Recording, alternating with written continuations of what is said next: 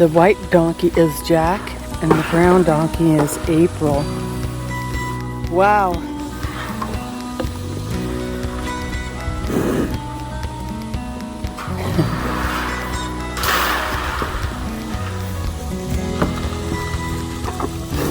have to push him sometimes. He likes to take over. That's it. He's the dominant one, no doubt. Yeah. Well, the bull actually comes over. His name's Domino.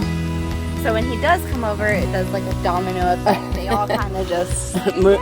So Look at how big his horns are.